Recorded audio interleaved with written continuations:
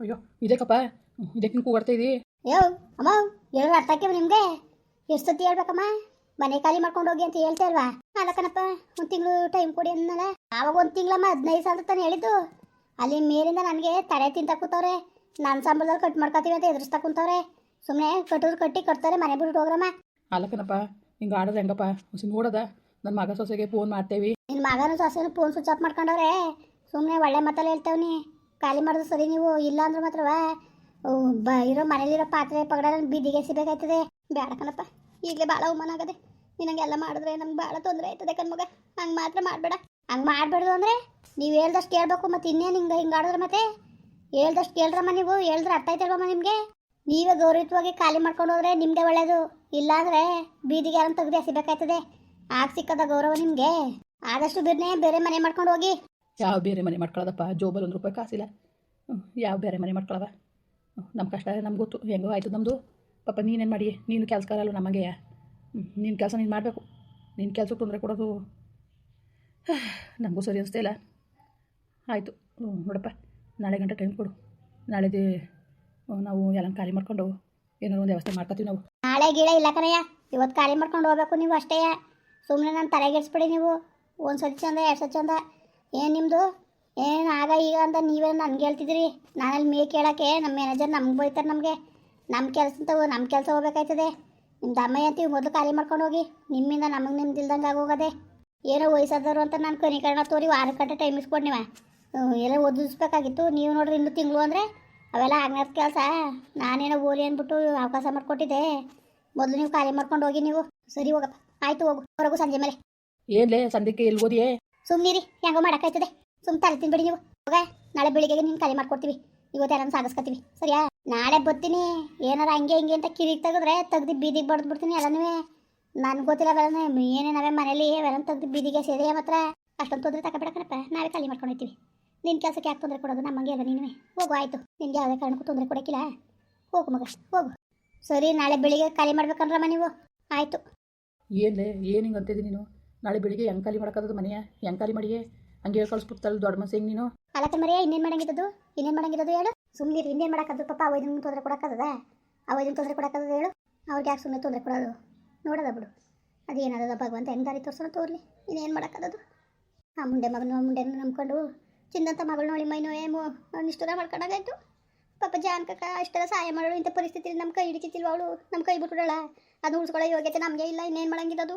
ನೋಡು, ಹೋಗು. ಬಡ ಸಿದ್ದಣ್ಣ ಕರ್ಕೊಂಡೋಗಿ ಗರಿಗಳು ಕಟ್ಕೊಂಡು ಹೋಗು, ಗುಡ್ಸ್ಲಾಕ್ ಹೋಗಿ ಸೇರ್ಕೊಳ್ಳೋದ. ಇದೇನು ಮಾಡಂಗಿದ್ದದು? ಏನ್ಲೇ ಜನಗಳು ಆಡ್ಕೊಳಿಕ್ಕೆ ಹೋಲೆ ಇಷ್ಟೊಂದು ಮೆರೀತಿದ್ರು, ಹಂಗಿವಿ ಹಿಂಗಿವಿ ಅಂತಿದ್ರು. ಈಗ ನೋಡಿದ್ರೆ ಈ ಥರ ಗುಡ್ಸ್ಲಲ್ಲ ಅವ್ರು ಅನ್ಕೊಳಕ್ಕಿಲ್ವಾ? ಅನ್ಕೊಳ್ಳಿ ಹೋಗು. ಇನ್ನೇನು ಮಾಡಂಗಿದ್ದದು? ಬೀದಿಲಿ ಮನೆ ಒಳಗಿರೋ ಪಾತ್ರೆ ಪಗಡ ಬೀದಿಗೆ ಹೆಸರು ಗೌರವ ಸಿಕ್ಕದ.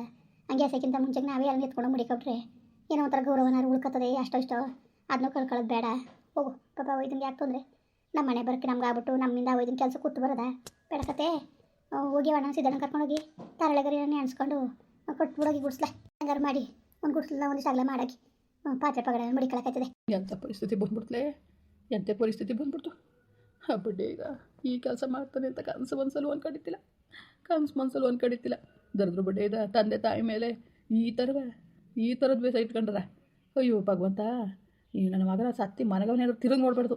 ನಾವು ಸತ್ರ ಅವ್ನು ಬರೋದು ಬೇಡ, ಅವ್ನು ಸತ್ರ ನಾವು ಹೋಗೋದು ಬೇಡ. ಅವ್ರು ಸವಾಸವೇ ಬೇಡ ನಮಗೆ. ಬೇಡ ಹೋಗಿ. ಅದು ಯಾಕೆ? ಅವ್ನು ಸವಾಸನೂ ಬೇಡ, ಅವ್ರು ಏನು ಬೇಡ ನಮಗೆ. ಅವ್ನು ಹೆಂಗಿರ್ಬೇಕು ಹಂಗಿರಲಿ. ನಮ್ಮ ಪಾಡು ನಾವಿರೋದ. ಅವ್ನ ಸವಾಸ ನಮಗೆ ಬೇಡ, ನಮ್ಮ ಸವಾಸ ಅವ್ರಿಗೆ ಬೇಡ.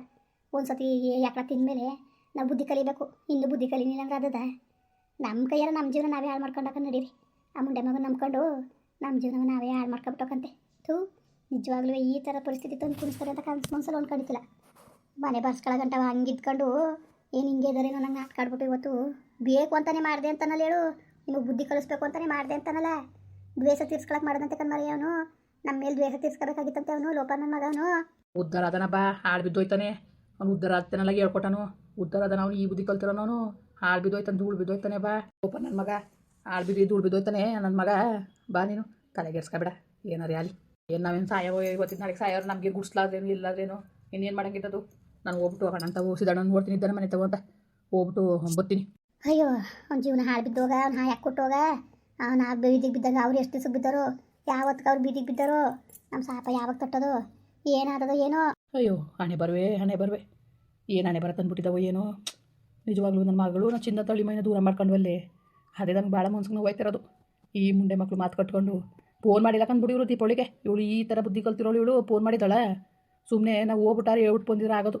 ಇಷ್ಟೆಲ್ಲ ಆಗಂಗೇ ಇಲ್ಲ. ನಾವು ಹಬ್ಬಕ್ಕೆ ಹೋಗಿ ಹೇಳ್ಬಿಟ್ಟು ಬಂದಿದ್ರೆ ಫೋನ ಇಟ್ಕೊಂಡು ಮಾಡಿವ್ನಿ ಅಂತ ಅಂದ್ಬಿಟ್ಟು ಅಳ್ಕದ್ಬಿಡು. ಅವಳು ಅಷ್ಟೆಲ್ಲ ಹೇಳಿದ್ಲು. ಕವಿತಾ ಮಾಡಲಿಲ್ಲ ನಾನು ಸುಳ್ಳು ಹೇಳ್ತಾ ಇಲ್ಲ ನಿಜನೇ ಹೇಳ್ತಾ ಇರೋದು ಅಂತ. ಆ ಹೆಣ್ಣು ಮಾತ್ರ ನಾವು ನಮ್ದನೇ ಕಡೆಗಂಡ್ಬಿಟ್ವಲ್ಲ.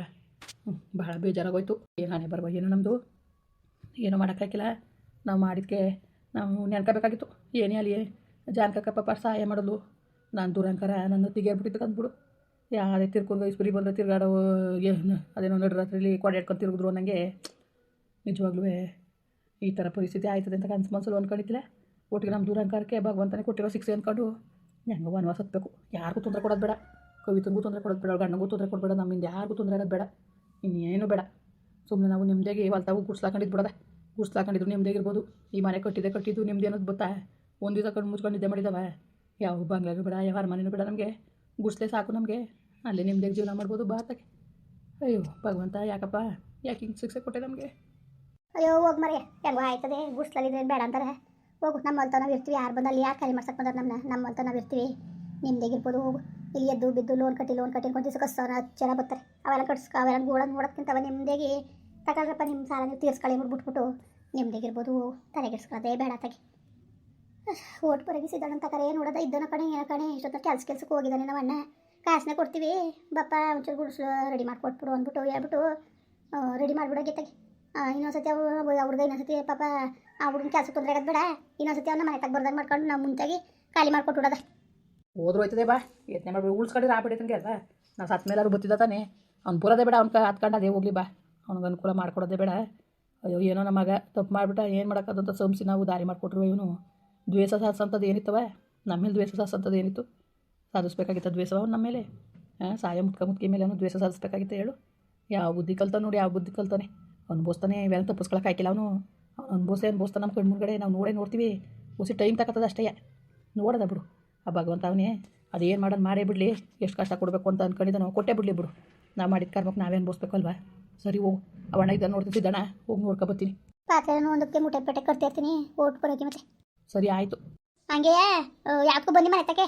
ಬತ್ತಿನ ಸುಮ್ಕಿರು ಮಚ್ಕಿ ತಗೊಂಡೋಗ್ಬೇಕಲ್ಲ. ಬತ್ತಿನ ಕತೆ ಮುಂದುವರಿಯುವುದು. ಪ್ಲೀಸ್ ಲೈಕ್ ಮಾಡಿ, ಕಮೆಂಟ್ ಮಾಡಿ, ಸಬ್ಸ್ಕ್ರೈಬ್ ಮಾಡಿ.